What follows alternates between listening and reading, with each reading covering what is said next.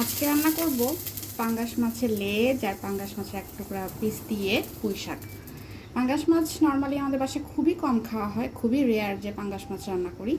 তো অনেক দিন পর, প্রায় 1 বছর পরে এসে আমি মাছটা রান্না করব। তো চলেন কিভাবে অল্প মশলায় অল্প তেলে হচ্ছে আমি রান্নাটা করি, আপনাদের মাঝে আস্তে আস্তে ভিডিওটা শেয়ার করি।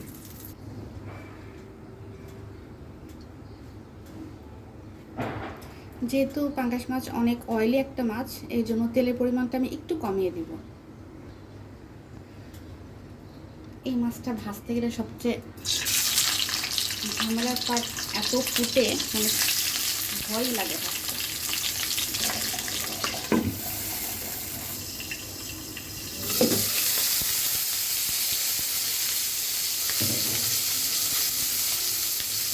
খুবই সাবধানে মাছটা ভাজতে হবে।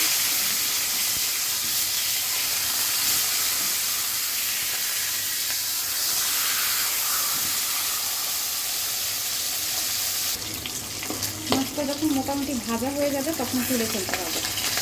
খুব বেশি আমি ভাজা ভাজা করবো না, জাস্ট কারণ এই মাছটা আমি এভাবে দিব না, এই মাছটা আমি বেছে কাটা বেছে তারপর দিব আর কি।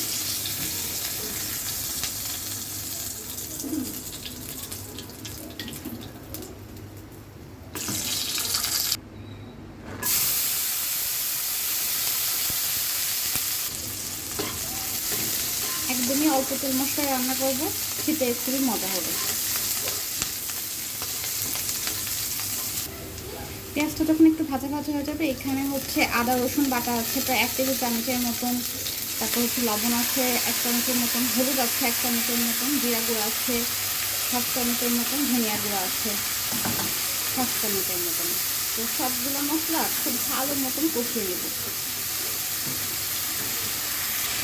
মশলাটা পারফেক্টলি কষানো হয়ে গেছে, এখন আমি একটু পানি দিয়ে দিব। পানি দিয়ে আরেকটু পরিমাণ কষিয়ে তারপর শাকটা দিয়ে দেবো। এখন কেটে ধুয়ে রাখা শাক আর শাকের সাথে আমি ছোটো ছোটো করে আলু কেটে নিয়েছি চিকন করে। এভাবে পুঁই শাক রান্না করে দেখবেন, খেতে অনেক মজা লাগে। আর যারা পাঙ্গাস মাছ লাইক করেন না, অনেক তেলালা মাছ, এই জন্য তারা কিন্তু এভাবে পুঁই শাক দিয়ে অনায়াসে খেতে পারবেন, অনেক স্বাদ লাগবে অনেক। আমি প্রমিস করে বলছি, কারণ আমাদের বাসায় এভাবেই রান্না হয়, পুঁই শাক দিয়ে পাঙ্গাস মাছ।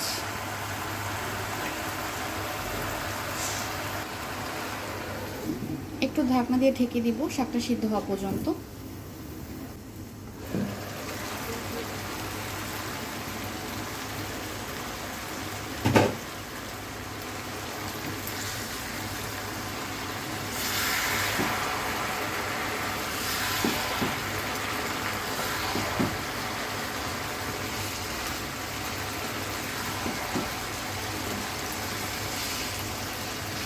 শাকটা থেকে মোটামুটি যখন পানি গলে আসবে, এখন খুব ভালো মতন কষিয়ে নিব একটু নরম হওয়া পর্যন্ত।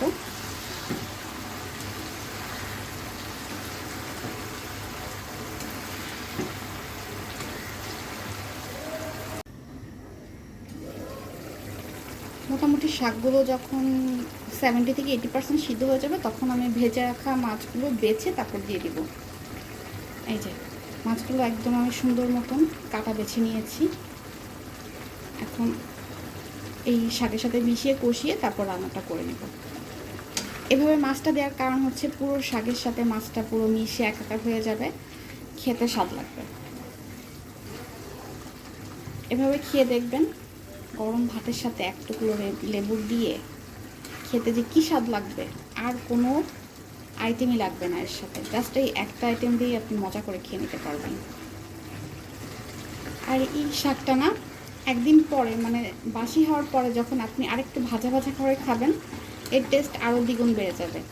তো এই জন্য আমি একটু বেশি করেই রান্না করছি, যাতে করে পরের দিন আমরা ভাজা ভাজা করে খেতে পারি, মানে দুইটা স্বাদই নিই। একদম ফ্রেশ একটা শাকের তরকারিও খাবো, একদম তারপর ভাজা ভাজা করেও খাবো, দুইটাই পাবো। তো ঠিক আছে, রান্নাটা আমার দেখেন অলমোস্ট হয়ে গেছে, এখন নামিয়ে নিব।